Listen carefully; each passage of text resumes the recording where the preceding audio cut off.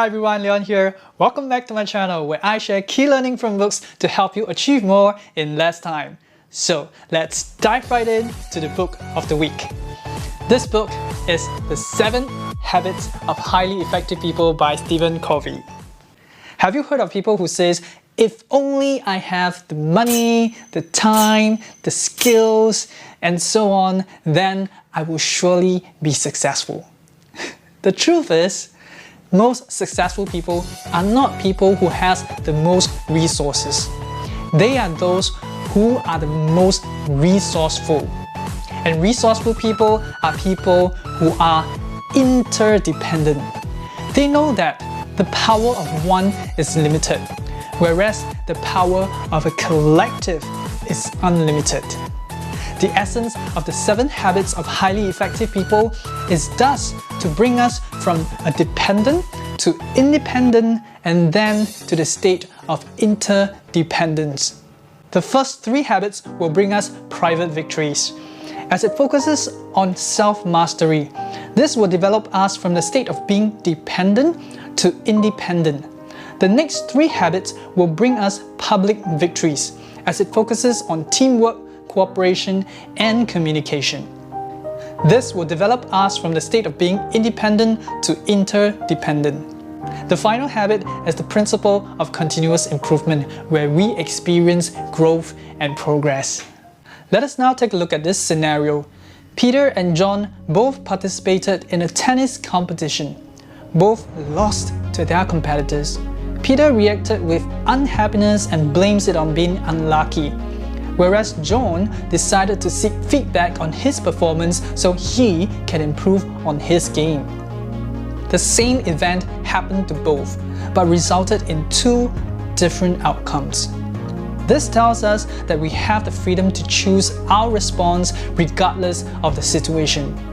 This is habit number 1, be proactive. Proactive people take responsibility, focus on what they can control, and learn from their mistakes. Whereas reactive people blames circumstances, lacks initiative, and are often victim-minded. Now imagine that you got into a taxi. The taxi driver asks you, "Where do you want to go?" And you replied, "I don't know." In this situation, even the best taxi driver could not start the vehicle. He may have the best skills, the best knowledge, and the best capability to bring you from point A to point B. But if you don't know where you want to go in the first place, he cannot start his vehicle. This is habit number 2, begin with the end in mind.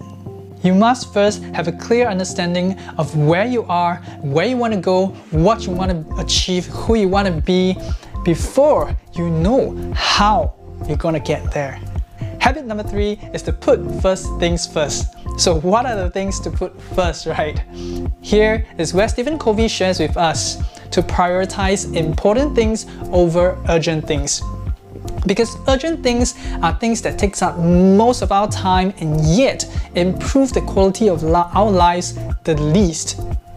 And if you're thinking by now how to differentiate between urgent and important, here is a question that will help you. Ask yourself, will doing this thing on a regular basis help make a huge improvement or positive difference in your life?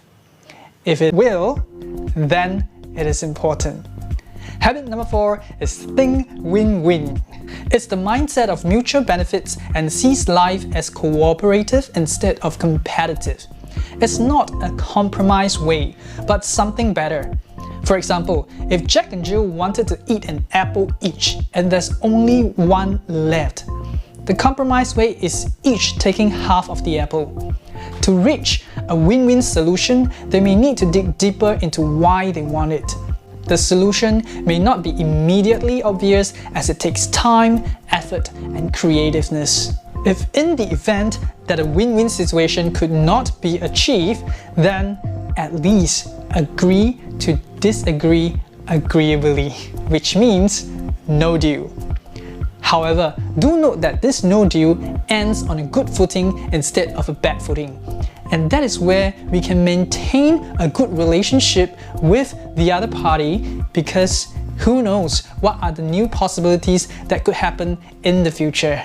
Now, let's move on to another scenario where you are seeking treatment from an optometrist. After listening briefly on your condition, he takes off his specs and gives it to you and say, "Wear it. I've worn this for more than 10 years and it works well for me." So you wore it, but you can't see a thing. And so you tell him that it doesn't work. His response was, "It can't be. It has worked for me for more than 10 years. What's wrong with you? Why can't you appreciate what I've done for you?" Sounds ridiculous, right? But most of us often do this. We listened with the intent to respond instead of the intent to understand. So habit number 5 is seek first to understand, then to be understood. When we listened with an intent to understand, people will be more willing to open up and be more willing to listen to what you have to say as well. Let us now take a look at our fingers. Each one of them has different lengths, and if we were to only have one of them, it has limited use. However, when all 5 are working in synergy together, the number of things they can do is not just 5 times more, it's more than that. This is habit number 6, synergy. The essence is in valuing the difference between the people and believing that the whole is more than the sum of its parts. Imagine that on your way out, you see a man in the woods sawing trees with a blunt saw. Several hours later, you came back and saw the same man still sawing trees. He looked exhausted and his progress was slow. You kindly asked, "Why don't you take a break and sharpen your saw? I'm sure it will be faster." And he said, "I'm busy sawing the trees. I can't afford time to sharpen the saw." You may think that it's obvious that a sharpened saw would complete the job faster and more effectively. However, when we are being sucked into what life throws at us every now and then, we get so busy that we overlook we have to sharpen our saw. And habit number 7 is sharpen the saw. It is the principle of continuous improvement.